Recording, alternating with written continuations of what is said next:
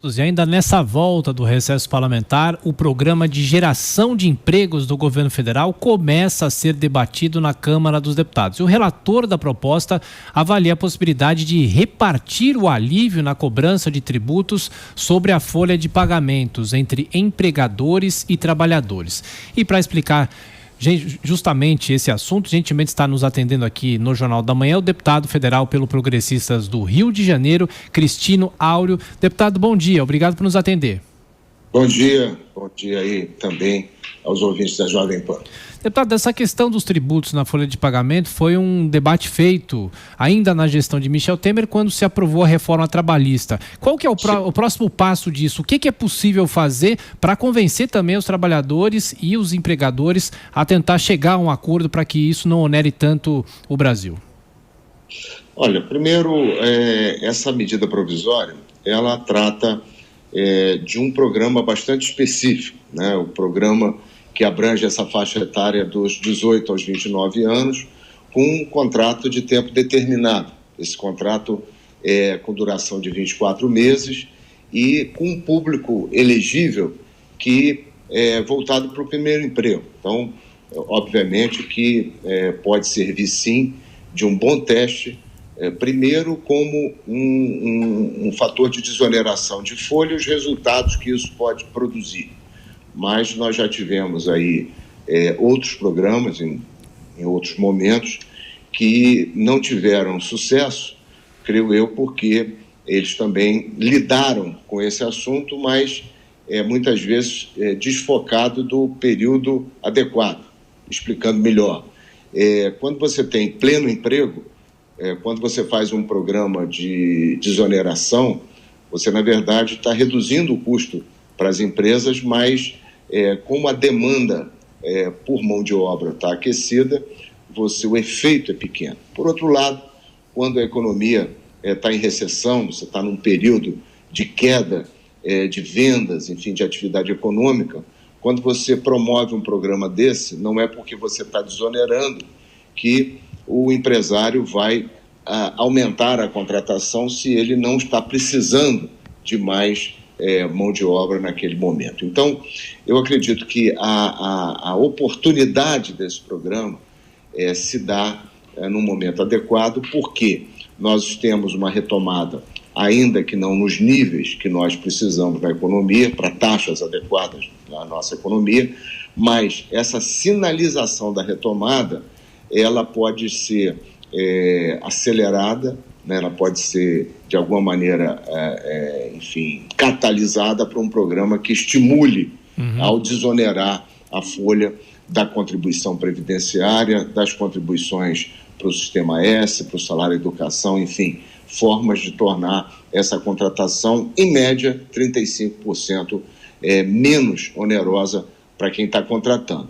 E, com isso, se possa verificar também o efeito que isso terá no mercado de trabalho e simular se nós teremos, de fato, ao sermos mais agudos, mais agressivos na desoneração, o que isso pode produzir em larga escala. Professor Vila. Deputado, bom dia. Alguns dizem, eu queria que o senhor expusesse então a posição sua, que há uma precarização do trabalho com essa proposta. Há ou não? Olha, eu entendo, professor, que nós temos aí um momento de muita informalidade. A informalidade nunca chegou a níveis tão profundos, né? Nós temos algo em torno de 41%, segundo o IBGE, da força de trabalho na informalidade. Os níveis de pessoas ocupadas sem carteira assinada nunca estiveram tão próximos daquele universo de pessoas que estão com a carteira. Então, algumas projeções indicam que nós teremos aí, ao final dessa década, se essa espiral se mantiver, nós vamos ter aí um efeito tesoura, ou seja, nós vamos inverter, termos mais gente sem vínculo empregatício do que com.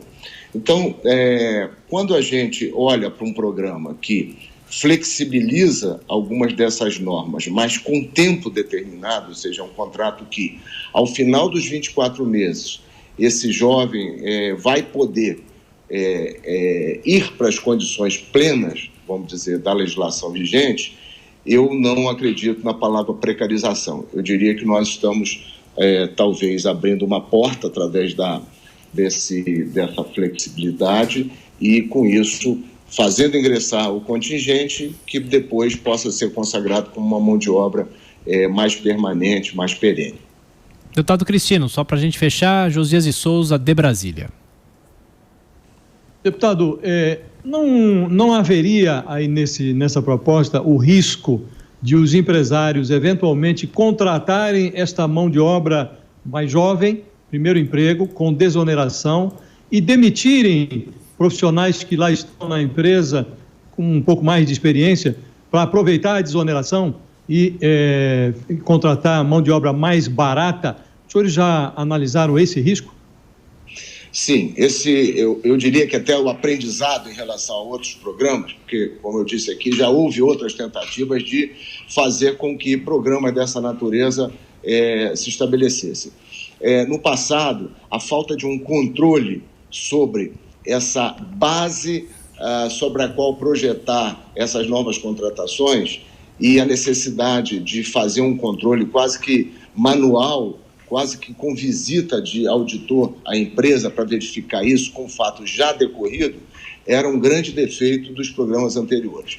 A gente tem trabalhado para aperfeiçoar o mecanismo que já está contido na medida provisória e que pode inibir esse tipo de prática, que é uma prática odiosa, uma prática ruim de você tentar utilizar uma oportunidade dessa justamente para poder tentar, de alguma maneira, simplesmente reduzir o custo geral de contratações. Então, para isso, tem um mecanismo já previsto, que é você trabalhar sobre a média dos 10 meses, dos 10 primeiros meses do ano de 2019, do mês de janeiro a mês de outubro, considerando essa base, né, você não pode fazer reduções em relação a isso, ou seja, se você, no CAGED, no contrato, no cadastro, que todo mês é verificado dentro do Ministério do Trabalho, na Secretaria de Trabalho, hoje Ministério da Economia, você tem condição de verificar se essa cota dos 20%, porque você só pode contratar nessa modalidade até 20% do seu contingente.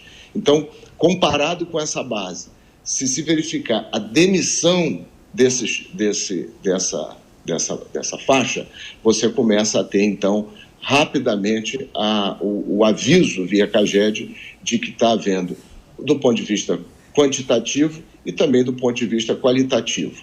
Aliás, eu estou introduzindo no meu relatório uma faixa etária que não estava prevista pelo governo, que são os mais de 55 anos.